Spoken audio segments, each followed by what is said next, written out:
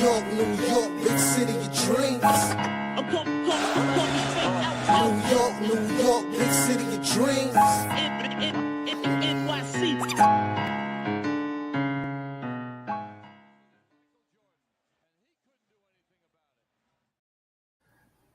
Ryan G, the Knicks lost to the Bucks, all right? 121 to 111. And normally, you know, I'll start the show by prefacing this. This is not the end of the world. We're still very early. 2-game losing streaks suck. But at the same time, I'm still ticked off. I'm still ticked off. I'm a little mad. I'm a little uneasy. The Knicks had every opportunity to win this game, Ryan. After a slow start, after only hitting 1 of 7 from 3 in the first quarter, the second quarter gets here, and they played the best Knicks basketball I've ever seen in my modern life. They scored 45 points in the second quarter alone. They go 8 of 10. The ball was moving. The defense was flowing. Everything was right in the world. I saw things I've never seen before. I saw Cat actually passing the ball when he gets into the paint to open shooters. I usually don't see that. I haven't seen that all last season. I've seen everybody play defense on the string. And then all of a sudden, the third quarter of doom happens once again. The same story where they don't put in the effort. They play slower. Defense isn't there. And then it's like the urgency that we played with in the second quarter all of a sudden dissipates. And I'm pissed.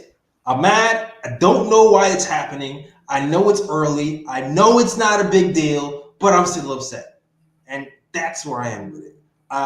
So I want to get your thoughts on the game. We can dissect it piece by piece. But what do you think of this game, Ryan G? Yeah, this was a game that the Knicks definitely could have won. First half was a tale of two quarters pretty much. First quarter was pretty tight. Then the second quarter, like you said, the Knicks played some of the best basketball I've seen in a minute. I can't remember. I really can't remember a time when the Knicks looked that good on both sides of the ball. The ball and player movement was exceptional. The guys were able to get to the basket with little to no resistance.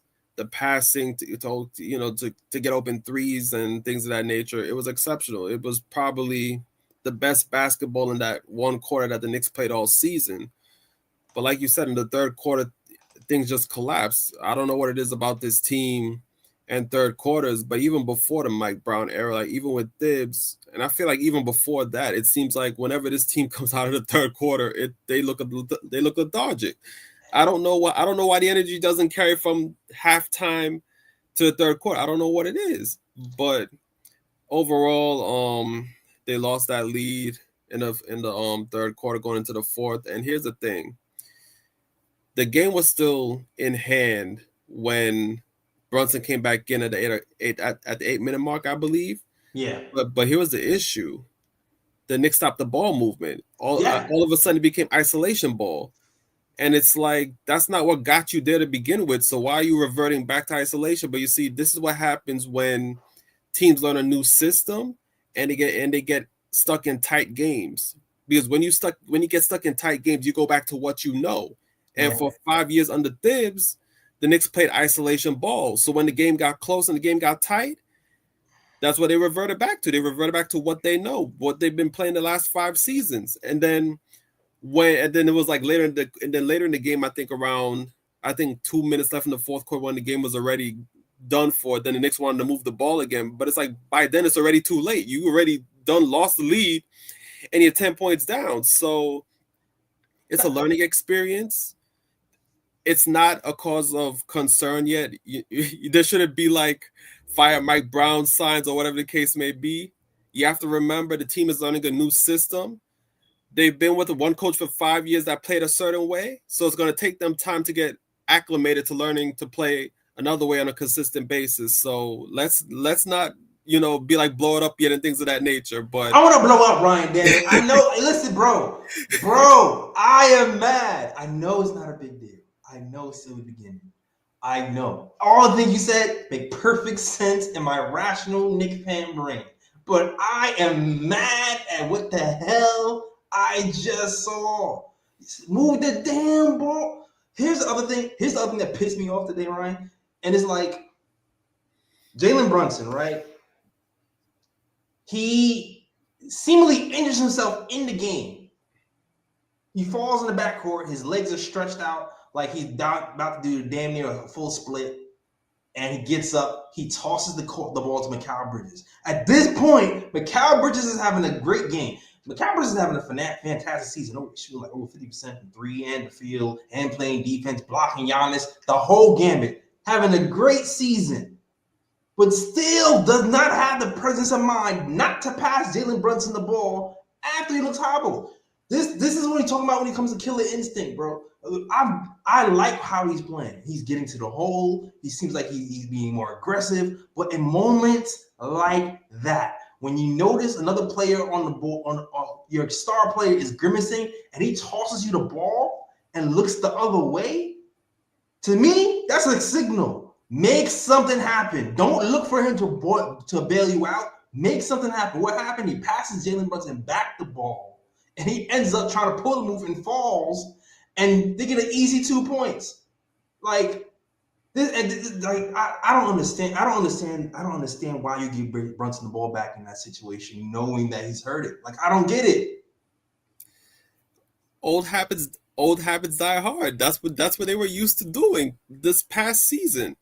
Brunson will carry us through in the tough moments in the fourth quarter, and that's exactly what happened. Bridges, in that situation, Brunson's used to having the ball. I agree. In that situation, you see that Brunson is kind of grimacing a bit. I mean, he just got hurt in the backcourt. He was coming up the court slowly. It was clear that something was bothering him. You're supposed to notice that and be like, okay, you know what? Let me, give him a break and let me make something happen. But it's old habits. Old habits die hard. Brunson is usually the guy that carries them through. So it's one of those things where it's like, you need better awareness in that situation. But at the same time, it's basically what I'm preaching. It's old habits.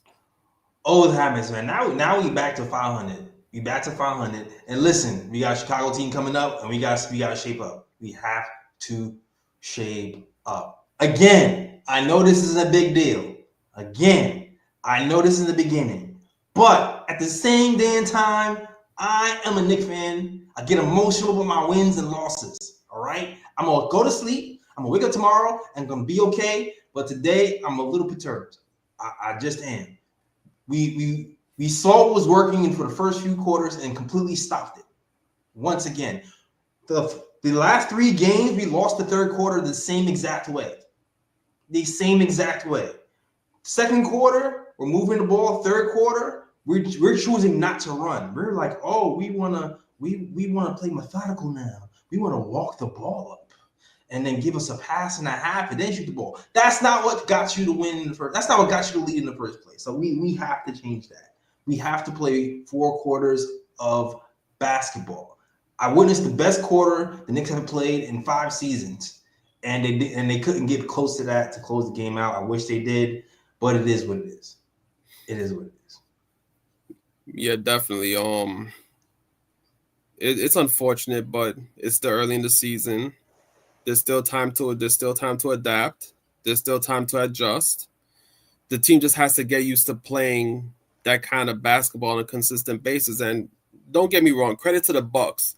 The Bucks played exceptional defense in that second half. The Bucks were on it defensively, but at the same time, I do think the Knicks made it easier for the Bucks to defend as well. Absolutely. Now let's get to some things that we didn't get to yet. First of all, the starting lineup. No Deuce McBride. All right. Big loss for us Knicks fans. A guy who's a 3-and-D player, can shoot threes. One of our best perimeter defenders on the squad. All right, we're missing him. We're missing Yabusele. Some might feel like that's not a big deal. Okay, I get that. He's still working his way through things. We're missing Mitchell Robinson. I know last year when we saw Mitch, or even Mitch's tenure, he's guarded Giannis pretty well. we've had success switching out OG and Mitch Robinson on Giannis at times. OG got burnt today. It would have been nice to give him a second look of Mitch Robinson. We did not have Mitch today. It is what it is. With that being said, we still had a shot to win. Without Deuce McBride here, we started Landry Shamet. Landry Hag is still in effect. I thought he did a great job starting. He exactly how I wanted him to play, he played. The only thing he didn't do was hit the threes in the bigger moments in the fourth quarter. A couple of shots rimmed in and out, but they were on line. But overall, I liked what Landry Shamet did. He played defense. He hit threes. He hit moving threes. There was only 4 Knicks players in double digits today, and Landry Shamet was one of them, and he was absolutely efficient from what I've seen. Let me look at these stats real quick for Landry Shamet, if I can pull them up. 29 minutes, 5 of 11 from the field, 4 of 9 from 3. That is 45% from the field and 44% from 3. Plus 3 on the night. Not a lot of plus minuses from anybody on the team in the game. Ironically, there's only 2 people with who are not in a negative tonight. One is Landry Shamet, and the other one is Karl-Anthony Towns. Don't ask me how. Karl-Anthony Towns somehow, as much of a stinker as he had, was a net zero today. All right. Oh man, and I do want to speak on Shaman a bit because he did have a good game today. I feel like I mean, any game where Shaman gets 16 points, that's a blessing because you're not really expecting him to score the rock like that.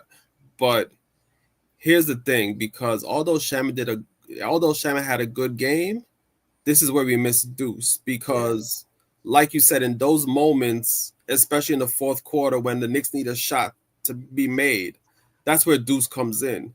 Deuce can hit those big threes when the Knicks need a bucket, and I think that's what the Knicks missed Deuce tonight because Shaman had a good game, but when Deuce is on the court, Deuce can't hit those big threes when the Knicks need a basket. So that's the difference between Deuce and Shaman. Shaman doesn't really have that clutch gene that Deuce has when the Knicks need a basket when the moment calls for it. And Shaman does. You know what? I disagree with you a little bit, even though it's not this game. Shaman has a reputation of hitting big shots in the playoffs, man. Like he does this, so I fully have confidence that he can hit the big shot. It just didn't hit him today, but I still agree that missing Deuce is a big deal. Having another competent NBA player who can also shoot threes and play defense, you're always gonna miss that. So I think Shaman is still capable because he is a career 40% 3-point shooter, but I certainly still miss Deuce. For sure. Also, something that we need to address with learning this new system, sometimes what seems like is happening is the passes become extremely lackadaisical. The system calls for the ball to move from side to side. And sometimes when trying to get the ball to move from side to side, what's happening is the Knicks are throwing lazy cross-court passes that are easy to intercept. And that's causing fast break points for the Bucks and big margins of points off of turnovers for the Bucks as well. All right. We were obliterated when it came to fast break points in the Bucks. We did not guard in transition well at all. Fast break points 21-9 advantage Bucks. Points off of turnovers, 19-12, advantage Bucks. It seems like another pattern that's happening is we play very good defense in the first quarter. We have defensive highlights. We have Mikal Bridges blocking Giannis Antetokounmpo as OG is walling him up.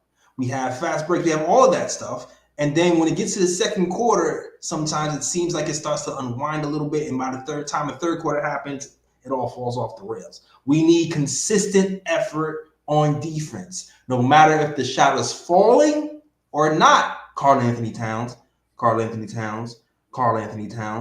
If the shot is falling or not, we have to play defense. There was a crucial part in the game where I'm noticing we're missing shots. And we're in a scramble, and I'm noticing, well, Cat is somewhere lost in no man's land, guarding nobody, and he trots back to close out a 3-point shooter and splash. The Bucks hit a 3, and they start to blow the game open, and I'm just like, damn, here we go again. Here we go again. We got to clean that up. Yeah, definitely. On Karl Anthony Towns, this was a very frustrating game for him because he did try to go into the post, which is, a part of his game that we didn't see a lot in the first, 3 games of this season. He was definitely in the post more this game. I feel like the matchups favored him to be in the post because a lot of times he had Kuzma on him. So I felt like he tried to, back him up in the post and try to get like easier shots. But here's the thing: every time he was in the post, the Bucks frustrated him. The Bucks had 2-3 defenders on him every single time, and they made it again really difficult for Karl Anthony Towns. And the thing with Karl Anthony Towns is he's such a great player, but sometimes he gets into his head. Yeah. A lot of times, and when he's not having a good game, it affects him on both sides of the court, and that's unfortunately that's what happened in this game because the Bucks just frustrated him crazy. Honestly, I think it's the best defense I've seen played on Karl Anthony Towns so far this season. The Bucks, they did an exceptional job shutting him down. Yeah, they had Kuzma looking like defensive player of the year. I was like, wait, we really having problems with Kuzma? Kuzma's really stopping Cat and yelling and stuff. I was like, is this really happening? And then, when you're watching basketball and you're a competitor, you can see something in people's eyes when they're locked in and when they're not. When you're looking in Giannis' eyes, he looks locked in. He's screaming at the crowd. He's animated. When you're looking at Cat's eyes during this entire game, it's like nobody's home. It's a blank stare. The entire game is a blank stare. So I don't know if he was overthinking, if he was in his head or what. But he just could not get it together, no matter what we even tried. Like, first, he didn't even take a shot in the first quarter. He was looking like a spectator in the first quarter. But by the time he tried to get in the ball in the post, it just wasn't working. I don't know. In this new system, it seemed like at one point, Cat was having no problems finding his spots in this new system. Now, a couple of games later, he looks like he's struggling. Maybe this is the growing pains that Mike Brown was talking about when it comes to the power forward and centers learning the offensive system. Hopefully he gets better as time goes on and he snaps out of it because we need him, man. We need him. He can't just be the Jalen Brunson show. Definitely agree 100%. Yeah, salute to the chat, y'all. Salute to the chat. Shout out to you guys here who are watching the KOT show after a loss. It's first 2-game losing streak of the season, and y'all still here rocking with the KOT show. We appreciate you guys. Shout out to Silk Sutton, who sends a $4.99 super chat saying, FYI, did you know every year Tiz was after 10 games, Knicks was here, we were 5-5 new offense. Need to relax. Didn't Jay start out slow last year? Okay. Not correct English, but I got what he's saying. And I'm gonna preface this by saying once again, if you didn't hear me, I know this is not a big deal. It's still the beginning of the season. I am still emotional because I am still a damn fan. Even though I know this is still not a big deal, because I just want more from my team because I'm a Knicks fan. And I want, to me, it's like common sense. Things working in the second quarter, do it in the third quarter. That just like, oh, it worked. Let's do the opposite. I don't know why that happened, but that's what they did. All right. But salute to you guys. Shout out to Felicia Lee. Shout out to Knicks Nation. Shout out to Trevor Hugh. Shout out to Silk Sutton. Shout out to Fritz Alessandor, best mind in the game. Shout out to everybody rocking with the KOT show. If you like the show, hit that like and subscribe. Also to my peoples on Twitter, if you're feeling the show, head over to YouTube, hit that subscribe button, and support your boys over here. All right. I want to talk about the captain too, man. Shout out to Glamour Knicks as well. Shout out to you, Glamour. I want to talk about the captain as well. The captain, man, it's funny. The captain had a great game. Great game. Shout out to my guy, Jalen Brunson. 36 points, 4 rebounds, 2 steals, 58% from the field, 20% from 3. And the funny thing about this captain game is I still feel like he could have done better. I still feel like he could have done better. And it's like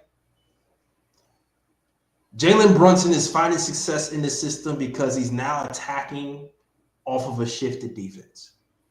He's usually attacking off of ISO, but now he's starting to attack over a shifted defense or just attacking early before defense is set, and he's finding success. Also today, we also had another 5-out offensive lineup, all shooters, Jalen Brunson, which now allows him to ISO a lot more without help because now you got Karl-Anthony Towns at center, kind of pulling out the center, giving Jalen Brunson room. What was kind of happening though is like even though he was scoring in bunches, I still feel like he should have mixed in some passing a little bit more in the first quarter. This is very nitpicky because my man had 36 points and 3 assists. Extremely nitpicky. But like I when I watched Kolek with the starters versus Jalen Brunson with the starters, I feel like Kolek jump started the offense to another level. And this is not a knock on Cap because Cap is amazing. He's a reason why we even in the game. You know what I mean? I just felt like when he went on the scoring run, I wish he would have mixed it up a little bit more to keep the other guys in rhythm. But yeah, that's all. I don't know if you have any thoughts on Jalen Brunson's game today. Yeah, Brunson did have a good game tonight. 36 points. That's definitely nothing to be upset about. He did captain things tonight. He tried to keep the Knicks in the game when things got tight. The thing with Brunson is that, and I have to kind of give the Bucks credit because they had Brunson on Rollins, especially start the game. Yeah. And Rollins is not known as a scorer. Like Rollins is a guy that, he's just a complimentary piece. And they had him shooting the rock tonight with Brunson on him, and he was getting points. And I think Rollins finished with 23 points tonight. Yeah, I think so whenever you have a guy, whenever you have one of those guys that, just pop up with a career high, then on top of that with Giannis having a hell of a game, that's going to help your team win because you have a guy that's not expected to score so many points. And I think the Bucks took advantage of those Brunson matchups on defense as well. But yeah, I do think Brunson could have done a bit more, especially with passing the ball. And to be honest, I think that's why the Knicks. This is why the Knicks prefer Kolek coming off the bench, because Kolek does offer a different look than Brunson. Because Brunson is more of a shoot first point guard. He looks for a shot first before he passes the ball, while Kolek is pass first, where Kolek actually looks for his guys and tries to jumpstart the offense, like you said. So, but yeah, I think Brunson could have done a better job of getting other players involved. I do think a lot of times he did try to ISO his man and not really pass the ball around. So I think he could have done a bit more on that aspect as well. Again, nitpicky, love the captain, did a great job. He's our closer. That's my man. I want him to be a Knick for life. But something I just noticed today when I was watching the game, because I felt like the game really started to blow open in the end of the second quarter, or was it the end of the first quarter leading into the second quarter? When Kolek was in with the starters, it was like the fast forward button started to hit on the game, and the passes were just whoop, whoop, whoop, whoop, whoop, whipping all around the place to the point where I felt like I had a single glory tear coming down my eye because it was like tears of joy. I was like, this is the most beautiful offense I've ever seen the Knicks run in my entire Knicks fandom. What the hell am I watching? I am in freaking awe. And then it stopped. It stopped in the third quarter. But I felt like he got it going. He got the rhythm going. Brunson came in, kept the rhythm going, and we came into the third quarter with some momentum. So great game by Brunson. I kind of felt like after the little injury thing, he was out of rhythm a little bit, and that helped us lose the game. But still great game by Brunson, and also solid PGing by Kolek in certain spots, who hit like a big. I feel like that first three he takes usually is starting to go in now.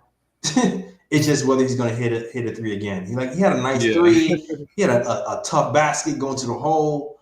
I'm liking his aggressive. I'm liking Kolek's aggressiveness. I am. I really All Yeah, right. definitely. Also, there's not many highlights, but we talk bad about this guy all the time. So I gotta give him props when props is due. Quiet as kept, even though we didn't play well today. Jordan Clarkson had an efficient damn game. He had an efficient damn game shooting the ball. I think he might have had a stupid turnover that started the run for the Bucks early. But overall, I felt like he stepped into his shots and hit him with confidence. He was aggressive, 4-7 from the field, 2 or 3 from the 3-point line, with 10 points. This is an efficient game, something I'm not used to seeing from him. So I'm gonna shout him out for doing the little things.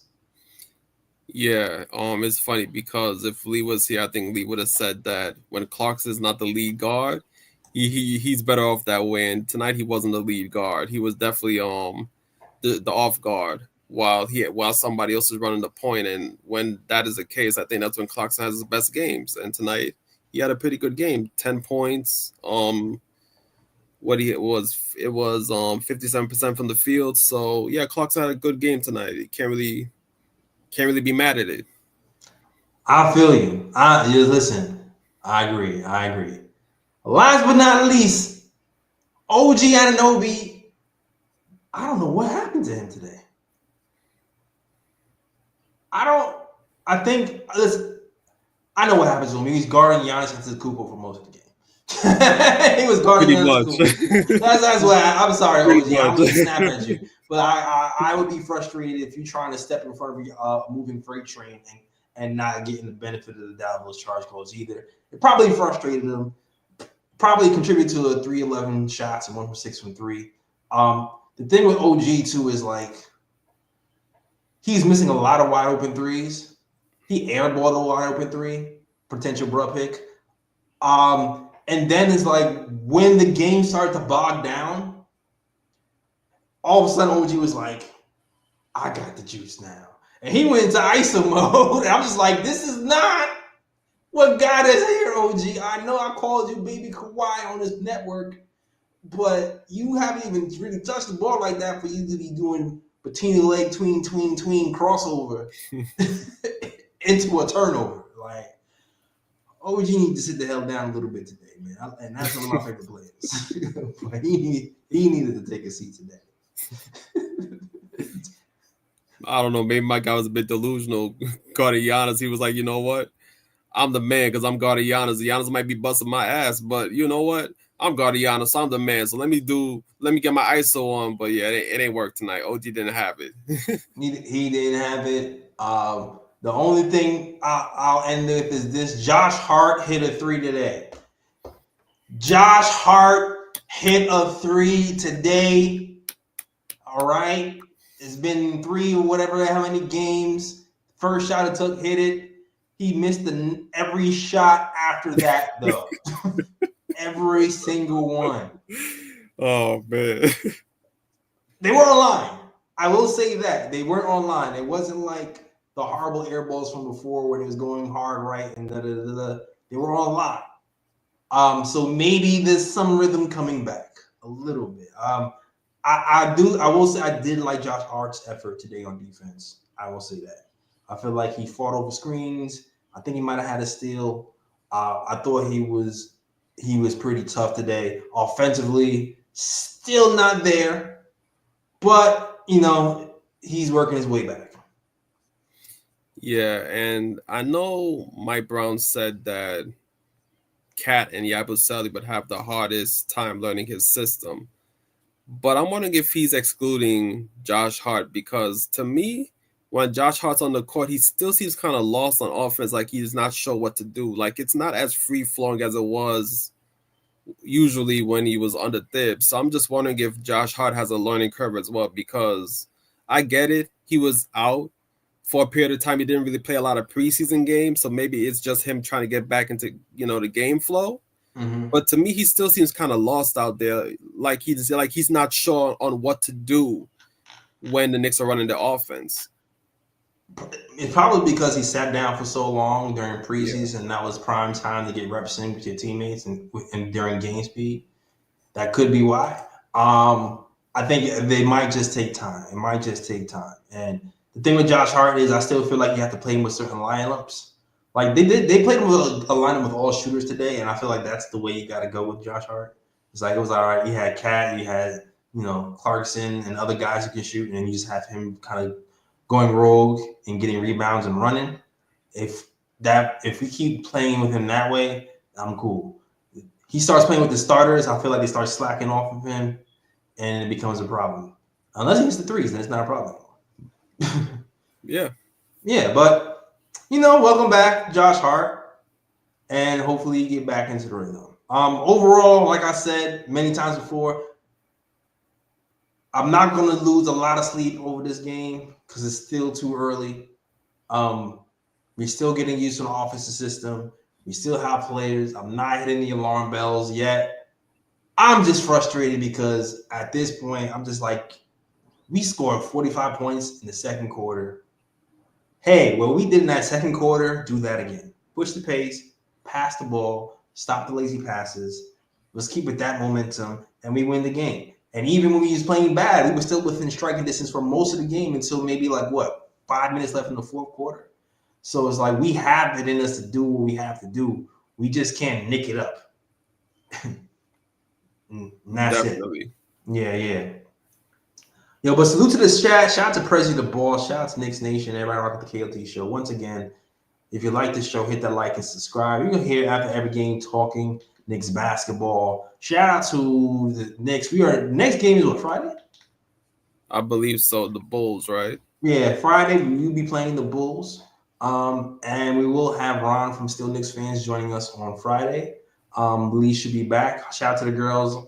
The ladies, Ebony and B.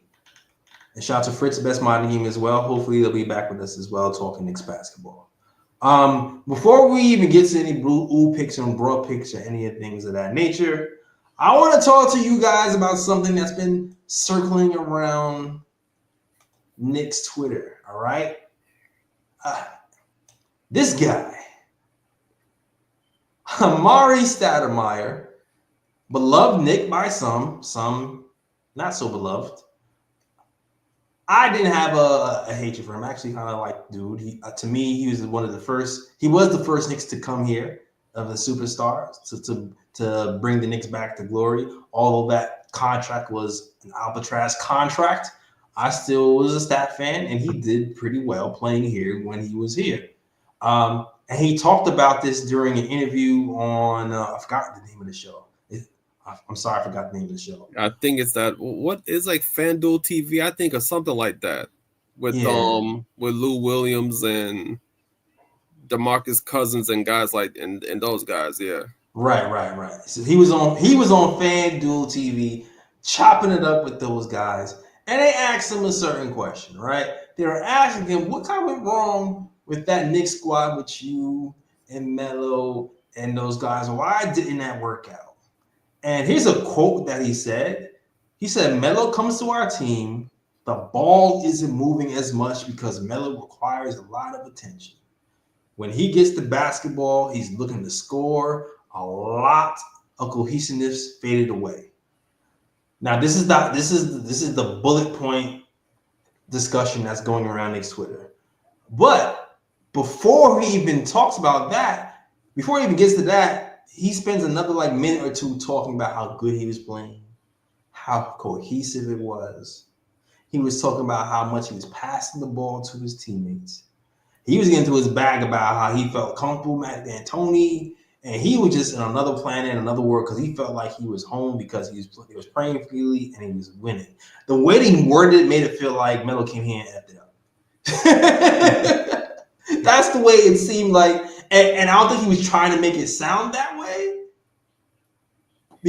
but that's the way it kind of came off. And then after he mentions all that, he proceeds to say, and then the second and third year, I had a few injuries and I couldn't quite get healthy. So I just want to ask you, Ryan G, I want to get your take on Amari Stoudemire's comments, and then I'll add my 2 cents in a little later. Well, I know a lot of Knicks Nation had an issue with what Stats said because they saw it as him taking shots at Melo. And look, I'm a Melo fan. When Melo was playing in the blue and orange and blue skies, I was a huge fan of Melo. Absolutely. I supported Melo. I loved his game. I was hyped when he came to the Knicks. That 2012-2013 season, I thought the Knicks had a solid chance to at least get to the Eastern Conference Finals. Here's the thing. I do not have an issue with what Amari Stoudemire said because I feel like what he said was the truth. Because you have to think of it this way. When he first came to the Knicks did have a squad. And in D'Antoni's system, they were passing the ball around. Everybody was getting a touch. The scoring was spread out and things of that nature. There wasn't really a focal point of the offense. Like, yeah, Stoudemire was the head of it, but everybody was getting involved. Everybody was scoring the ball and things of that nature. When Melo comes in, when the Knicks make the trade for Melo, a lot of those pieces went to the Nuggets. So now it's like you have two stars that have to try to adapt to each other's game and things of that nature. And remember, Melo and D'Antoni clashed because Melo wasn't really fitting into the system that D'Antoni had, and D'Antoni couldn't take it, and he had to leave. And then that's why they brought in Mike Woodson, and then it was a different system afterwards. So yeah, Melo, like if you ask Melo will tell you he's an isolation scorer. Like that's what he does. That's his game. When he gets the ball, he's looking to get buckets. Passing is not his first instinct. So yeah, the offense did change when Melo came. What I'm saying is, and then he also took accountability himself because he said he was injured for those years as well, and they were and that helped, and that didn't help the cohesiveness as well. But here's my thing: when I look at those years, I don't really blame it on, the cohesiveness going away or like Melo, because Melo being an ISO scorer, like the offense became stagnant and things of that nature. I look at it more as the front office failed them during their time with the Knicks because although they traded away a lot of pieces to get Melo here, I feel like they didn't build a good enough team around Melo and Stat to get the Knicks over the hump while those two guys were here. Because although, yes, the offense did change, if you're able to build a good team around Melo and Stat, like a really good, solid team, I feel like despite the changes in the offense and things of that nature, those guys can get you over the hump. But the front office failed them. And it was pretty much done after the 2013 and 14 season when Phil Jackson came in. It was pretty much dead in the water then. Like, he was dead, yeah. Like it was no coming back. So to me, I feel like Stat was telling the truth, but I feel like there was more that should have been said as to why the Knicks failed during that time period. It wasn't just the cohesiveness going away and Melo coming in and being an ISO scorer and things of that nature. You know what, too? I agree to like a certain extent. I know what it is for me because you're absolutely right, Ryan. What Amari Stoudemire said is factual. Melo came in there and disrupted the order of things. But when you have a star and you have multiple stars, that's what happens. There's probably only like 2 or 3 plug-and-play stars where you mesh them together where it doesn't mess up chemistry like that. Like, there's not a lot. Like, this maybe KD, maybe like Steph Curry. I don't know. But it's like this. Whenever you have high-usage players and you merge them both together, you might have a problem adjusting. That's just is what it is. Now, here's my problem, though. I feel like he needed to reverse the order. Yes, the cohesiveness was a problem, but damn it, Amari, you weren't showing up to work. I mean, the wine baths weren't working. You punching fire hydrants. You were out more than in, my guy. Like you weren't available. The best ability was availability. You came here, you wanted the money, you got your money, and then when you got your money, you you didn't play enough games, so I feel like you owe this money. Like that's the way I kind of felt. And it's like maybe it could have actually worked with Melo and Amari here, but Amari wasn't healthy enough for us to really get to see it. On top of what you said, Ryan, with the front office failing Melo. On top of that. Because they absolutely did fail Melo. But it's like they failed Melo, but they failed Melo for sure. But then there's like when players take this huge chunk of the salary cap and it's like, all right, fill out the roster, it's like, damn, what's left? It's like it's a catch-22. And even for Melo, right? Because Melo didn't give us no deals too. Like there was a point in time when Amari left and Melo was negotiating with Phil Jackson, and Melo took the bread every single time. And this was a time, I don't know if you guys remember, this is a time in NBA basketball when Dwayne Wade, LeBron James, and Chris Bosh teamed up together, and they all took a little bit of a pay cut so they can be together and build out the team. Meanwhile, on the other side of the ball, Carmelo Anthony, he's taking all the money and is like, all right, what do we got left? What do we got left? I mean, that's a big reason why Jalen Brunson is appreciated right now. Because Jalen Brunson is of that mindset of the Miami Heat, where it's like, I'll shave a little bit off so we can make something happen. And so is Mikal Bridges. And don't get me wrong, Melo deserved his money for all the crap that Phil Jackson put him through when he got here. But when you take that money, you also have to realize it's going to hinder how you build the team out. But yeah, I mean, so like, yes, overall, Amari was right, but also I feel like he needs to emphasize those injuries a little bit more.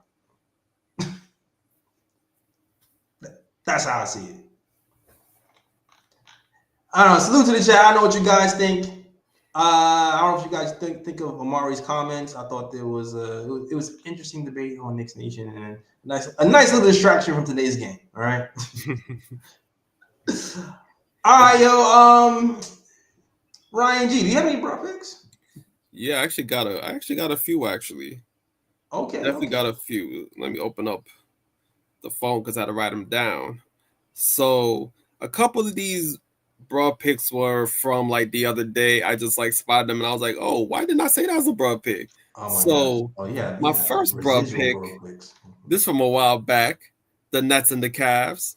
So during that game, a fan runs into the court during a stoppage in play and goes up to Donovan Mitchell, and Donovan Mitchell was there like, yo, who the hell is this? Like Donovan Mitchell's like whoa, like where you come from, my God? I'm like the Brooklyn Nets. What's wrong with y'all security? Like, come on, man, you just let that fan run into the court like that? Yeah, they got no stars there. No security. Come on, Brooklyn Nets. I mean, I know your team is trash, but come on, secure your court at least. Secure it, bruh. First broad pick of the day. My second broad pick. Look, I am a guy. I don't like to body shame people. That is not in my nature to do so. But the Charlotte Hornets of G League affiliate signed DJ Burns. Now, don't get me wrong. I saw a dude in college. I think he played for NC State. He was nice. He a big dude, but he's nice. But during the introduction and he was being interviewed, first and foremost, you know my guy's a big dude. Why did you give him the medium jersey first and foremost? Bruh. Why did you give him this medium jersey? Like my guy had his jersey tucked in. He's just on belly. Like get this guy like a 2XL, 3XL so he can at least cover that up. You give this guy this medium jersey and his belly's all out. Like, come on. Like, yeah, I'm not coming outside. I'm not coming outside like that. I'm just not. That's wild. That's wild.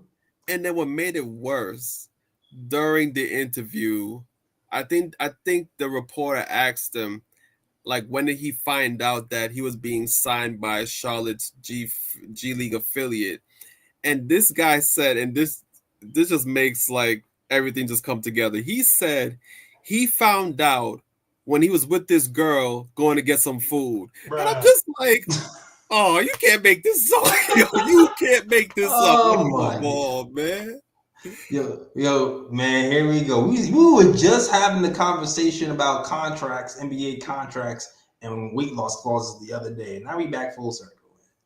But they signed him like that, so they must see some promise. But I guarantee you, there needs to be a little bit of a amendment in that contract. You must come in under 240 pounds if you want to play with this team. Exactly. My next broad pick goes to the Sacramento Kings. Now, Austin Reeves, don't get me wrong, he's a very good player. I like his game, but the Kings, there's no LeBron, no Luka. Y'all supposed to hold down the fort, but y'all let Austin Reeves go off for 50? Bruh. Like, I could understand, with Austin Reeves being the main offensive focal point of that game. I can understand if Reeves scores 20 plus, even 30 plus. I'm like, okay, like he's the focal point of the offense for the Lakers in that game. Fine, but you let Austin Reeves, at most a third option on a team, drop 50 on you? Bruh. Come on, man. Yo, I'm not gonna hold you. As a Knicks fan, I can't even co-sign this because I watched too many games where nobody's had career highs on us. Hell, Rollin had a career high on us. Yeah, that's true too. Yeah, this dude scored 23 on us tonight. So I kicked in. Yeah, you're right. That could be us, damn it. Yeah, you're right.